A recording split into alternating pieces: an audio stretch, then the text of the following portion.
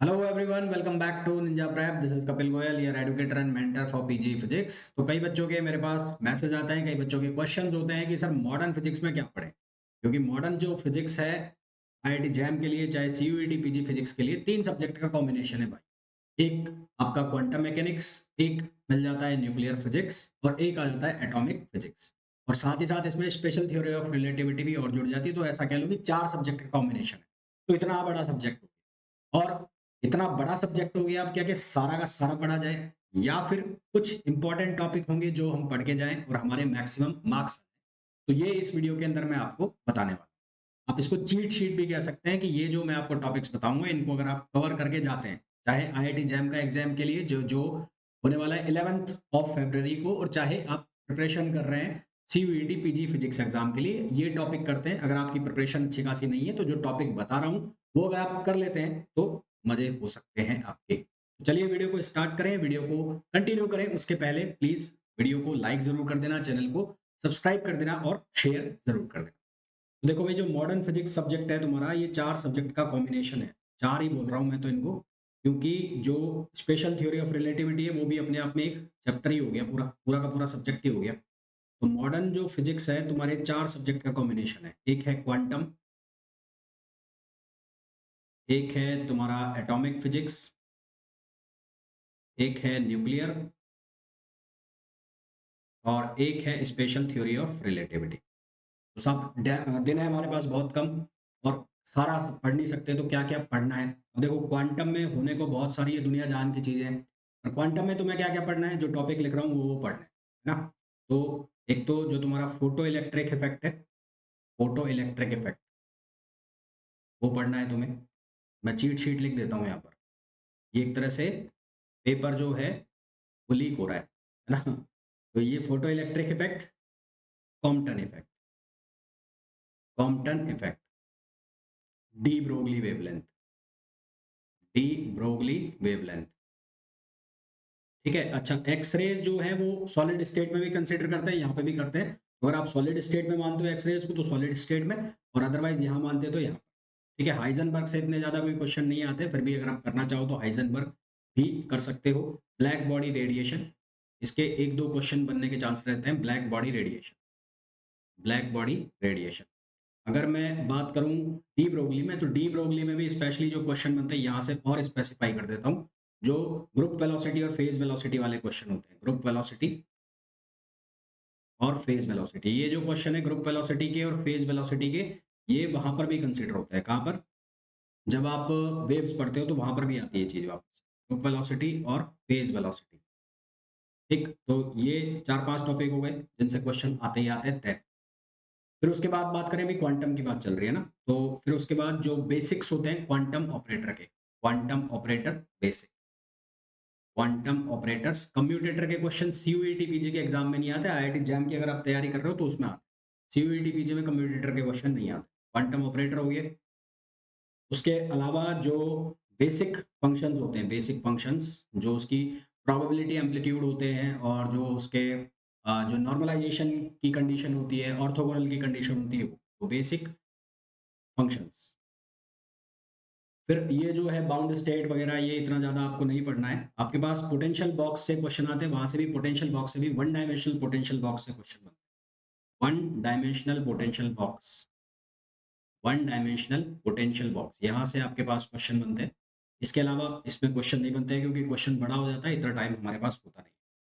फिर उसके बाद अगर हम बात करें तो one dimensional harmonic oscillator, one dimensional harmonic oscillator, harmonic oscillator, यहाँ से आपको क्वेश्चन देखने को मिलेंगे। इसके जो छोटे छोटे क्वेश्चन है हार्मोनिक ऑसिलेटर के, ये जरूर कर लेना। तो ये इतना सा है, ये आपको करना है क्वांटम के अंदर, है ना। बहुत ज़्यादा डेप्थ में नहीं घुसना है, बहुत ज़्यादा। वो जो आप पोटेंशियल के जो है इनफाइनाइट पोटेंशियल वाले क्वेश्चन हैं, वो वाले क्वेश्चन आपको करने की ज़रूरत नहीं है। उन पे ज़्यादा हाथ पैर मारोगे तो उनके क्वेश्चन आते भी नहीं है, और उन टाइम कंज्यूमिंग भी होते हैं अगर आते हैं तो। तो वो अगर लास्ट में चाहो तो एक बार वो टनलिंग इफेक्ट वाले वो जो क्वेश्चंस हैं, उनकी जो कंडीशंस है वो आप देख सकते हो, बाउंड्री कंडीशंस जो उनकी बनती है। इसके अलावा उसमें ज़्यादा घुसने की ज़रूरत है नहीं। तो ये तो बात हो गई किसकी? क्वांटम मैकेनिक्स की। अच्छा, जो भी लोग वीडियो को देख रहे हैं, जिन्होंने अभी तक भी वीडियो को लाइक नहीं किया है, प्लीज लाइक जरूर कर देना। बात कर लेते हैं एटॉमिक फिजिक्स की। तो अगर एटॉमिक फिजिक्स की मैं बात करूँ, एटॉमिक फिजिक्स की, तो यहाँ पर आपको जो पढ़ना है वो पढ़ना है बोर्स मॉडल, बोहर्स मॉडल पढ़ना है, और एक पढ़ना है आपको hydrogen spectrum line. Hydrogen spectrum में जो वो क्वेश्चंस बनते हैं ना, Lyman Balmer Balmer series, Lyman series, Paschen Brackett Pfund, उसके ऊपर क्वेश्चन जरूर बन सकते हैं। उसकी मिनिमम वेवलेंथ के, उसके मैक्सिमम वेवलेंथ के बोहर्स मॉडल से आराम से क्वेश्चन पूछे जा सकते हैं, है ना। तो यहाँ से ये दो चीजें पढ़नी है आपको एटॉमिक फिजिक्स में। न्यूक्लियर फिजिक्स की अगर हम बात करें, न्यूक्लियर फिजिक्स की, तो यहाँ पर जो न्यूक्लियर प्रॉपर्टी है, न्यूक्लियर प्रॉपर्टी जो उसके क्वाड्रिपोल मोमेंट हो गया, और जो उसमें पैरिटी के क्वेश्चन हुए, और जो उसमें एंगुलर मोमेंटम है, स्पिन एंगुलर मोमेंटम है, न्यूक्लियर स्पिन है, उसके जो क्वेश्चंस हैं, डेंसिटी है, वो सारे क्वेश्चंस यहाँ पे अच्छे खासे भर भर के पूछे जा सकते हैं। तो न्यूक्लियर, एक तो न्यूक्लियर प्रॉपर्टीज। फिर अगर मैं रेडियो एक्टिविटी में जाऊं, तो रेडियो एक्टिविटी में जो हाफ लाइफ के क्वेश्चन है, हाफ लाइफ और मीन लाइफ, हाफ लाइफ और मीन लाइफ वाले क्वेश्चन है, वो आपको करने हैं, वो पूछे जाते हैं। उसके अलावा जो न्यूक्लियर रिएक्शंस है, न्यूक्लियर रिएक्शंस में क्यू वैल्यू वाले क्वेश्चन, क्यू वैल्यू वाले जो क्वेश्चन होते हैं, क्यू वैल्यू जिनकी निकालनी होती है आपको, अल्फा और बीटा जो डिके होता है, अल्फा बीटा डिके, इनके ऊपर जो क्वेश्चंस हैं वो आराम से पूछे जाते हैं और बनते भी हैं। तो न्यूक्लियर फिजिक्स में आपको थोड़ा-सा ज़्यादा एफर्ट लगाना पड़ता है। अगर हम बात करें स्पेशल थ्योरी ऑफ रिलेटिविटी की, तो यहाँ से बहुत सारे क्वेश्चन निकल सकते हैं। स्पेशल थ्योरी ऑफ रिलेटिविटी में स्पेशल फोकस जो आपको रखना है, वो रखना है टाइम डायलेशन और लेंथ कॉन्ट्रैक्शन वाले क्वेश्चंस।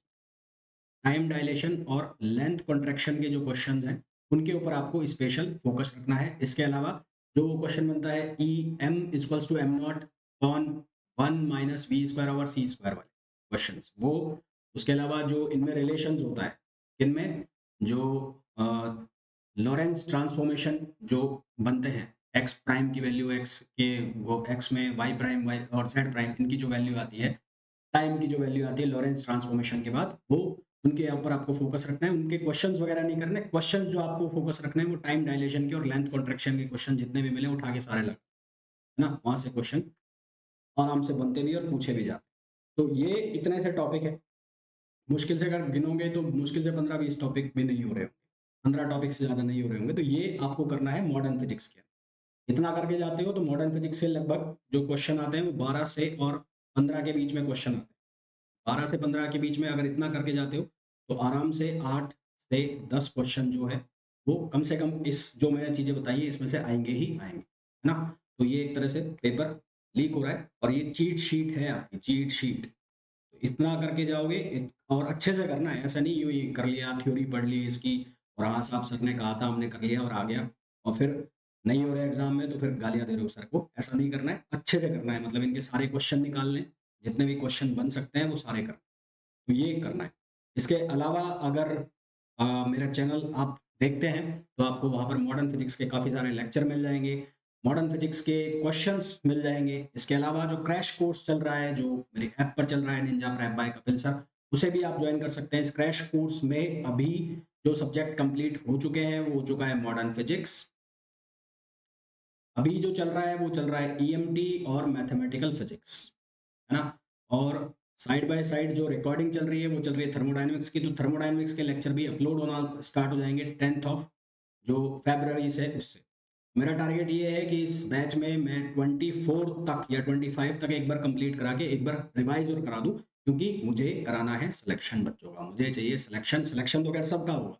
मुझे चाहिए जो बच्चे हैं, वो बढ़िया से बढ़िया कॉलेज में जाएँ, है ना? ताकि याद रखें कि हमने सर से पढ़ा था।